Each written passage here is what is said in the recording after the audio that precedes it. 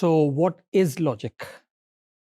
That is the fundamental theme that we're trying to convey to you. We come across logic in our everyday lives all the time. And whatever we have learned so far, and when we discuss and argue about things in everyday life, at the back of the mind is some kind of logic that we have learned over time. Now, coming to the AI part or computing part of this, logic is a basic component of computer science. It is primarily concerned with the truth of the statements.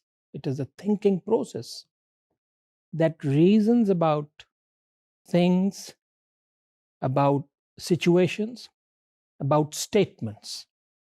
Okay. And as I said, we are used to it in everyday life all the time. For instance, if I say it is raining, immediately your mind will start thinking, and you might want to turn around at the window and look out and see whether it's raining or not. So, what have you done? You're actually trying to determine whether it is actually raining or not. And for that, you have performed certain action. It is sunny, for instance, likewise. Once again, you will, if I say it's sunny, you will actually think about it and you might agree or disagree. You also know certain facts about life, like sun always rises from the east. It sets in the west. Okay. Canary is a bird. Parrot is a bird. So all of these statements, really, we actually come across every day. And the reasoning about it, the thought process, thinking that goes around with it, about these statements, is what we call as, logic processing. Okay, and that's what CS is all about, and that's what AI is trying to do. So let's consider another situation. We say that all horses have 4 legs. Now you know this already, right?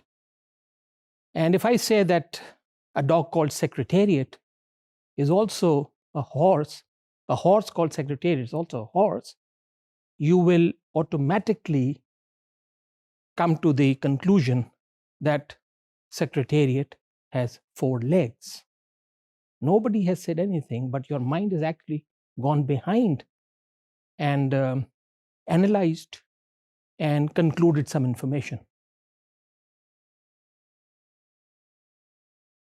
This conclusion is what we call as a valid deduction. So the first 2 statements, that all horses have 4 legs and Secretariat is a horse, these are 2 statements, what we call as premises. And the third conclusion that you've come across is that it has 4 legs, is a conclusion. Now this conclusion is technically called a valid deduction, provided that this conclusion is true in every situation in which the premises are true. Okay, those premises, the first 2 statements. So in logic, what we do is we try to logic with the reason about the truth value of these statements or sentences. Okay, so you would say, as I said, if it is raining, you will say, yes, this statement is true. And if it is not raining, you will say the statement is false. So a sentence or a statement, as I just said, can have 2 values. Okay, it is either true or false. Logic must also define the semantics or the meaning of the sentences. And semantics defines the truth of each sentence or the statement with respect to the situation, what we call as a possible world. So when I said it's raining here or it is raining, what I'm saying is it is raining where I am talking from. You may be sitting elsewhere, and in your possible world in your situation, that may not be true. So you could say it's false, but I will say it is true. Okay. So, for example, in the semantics of arithmetic, okay, there's a sentence which says x plus y equals to 4. Now, in this situation, this is true in a world where x is 2 and y is 2, or x is 1 and y is 3, or x is 3 or y is 1. In each of these situations or the worlds, okay, this sentence will remain true, but it will become false where x is 1 and y is 1. Okay, so what I'm trying to highlight is that we are talking about the truth of these statements, true or false. However, very interestingly,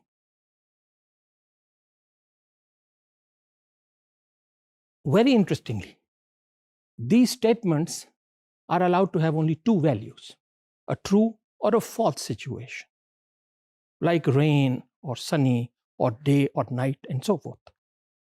You cannot have, both situations at the same time. There's no in between. It is either raining or it's not raining. It is either day or night. Okay? So you can say it is either true or false, but a statement or a sentence cannot have both true and false. They cannot be true and false at the same time.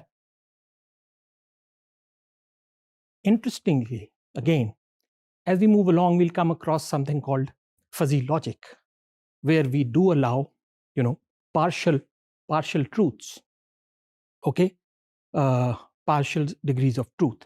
But we'll come to it when it comes to it. Okay, now before moving on, I just want to highlight a new concept, which is that of an agent. An agent is something that perceives its environment through sensors and acts on those. Like human beings, we are agents. We are intelligent agents. We have 5 sources of input or sensors coming in. Okay, and then we have a brain.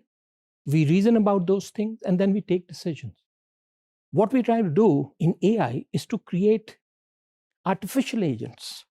By artificial agents, I mean we create, let's say, a computer program that has X number of sensors. It has a reasoning mechanism like we have in our brain, and then it takes decisions based on the situation that it comes across. Okay, so what we're trying to do is actually build intelligent agents. And likewise, they are called rational agents as long as they perform according to the environment and the application of reasoning mechanisms. An agent has mental capabilities like we do. It has memory, it has knowledge, it believes in something, and so forth. All right, so having said that, let's see what we want our agents to do. We want our agents to think and act like humans. We're trying to copy human behavior. And in doing so, the agents must be able to take decisions based on the situation, as I just mentioned. Okay? And it's pretty normal behavior, happens all the time. There are reasons for selecting certain decisions. And in general, in normal life, when you take a decision, you also explain, you define why you took certain decision. Why did you take a right turn? Why didn't you go straight? Okay, and other things which happens every day, all the time. So an intelligent agent must be able to provide reasoning or justifications for those decisions that it takes, just like we do. And it's only possible if it has the capability of understanding logic, like we all do. I'm going to discuss next 2 basic types of logic. Okay, one is called deductive logic. Deduction is a word in diction. If you go and look it up, deduction means to infer, to conclude, to reason based on certain principles. Okay, so deductive reasoning is what I'm talking about. For example, you say that all members of my family, they like to eat yogurt. This is a general statement. Okay. And then you can say, all right, Ahmed is a member of my family. This is a specific piece of information. And you can reasonably conclude that since Ahmed is part of my family and my family likes to eat yogurt, you can reasonably, with certainty, say that Ahmed likes to eat yogurt. And likewise, as I said before, about the horses. So you have all horses, they have 4 legs. Secretariat is a horse, and therefore you can conclude, you can deduce, you can infer, okay, that Secretariat has 4 legs. And as I said, the first 2 statements are premises, and the third one, which is your conclusion, is a valid deduction as long as all horses have 4 legs and Secretariat remains a horse. Okay, so let's look at some basic characteristics of deductive logic. Number 1, complete evidence is provided about the truth of the conclusion made, and specific and accurate premises that lead to a specific conclusion. There's no ambiguity, everything is very, very clear, no ifs and buts. So the conclusion is definitely certain if your premises are true as you put them out to us. For instance, expert systems, in expert systems, like a doctor, you prescribe certain drugs, okay, which are accurate based on the information provided, okay. And then, of course, you provide explanation as well. Why did you prescribe a certain medicine? And there's a logic reasoning behind that. The next type of logic that I'm going to discuss is called inductive logic or generalization. What does it mean? Generalization is opposite to deduction.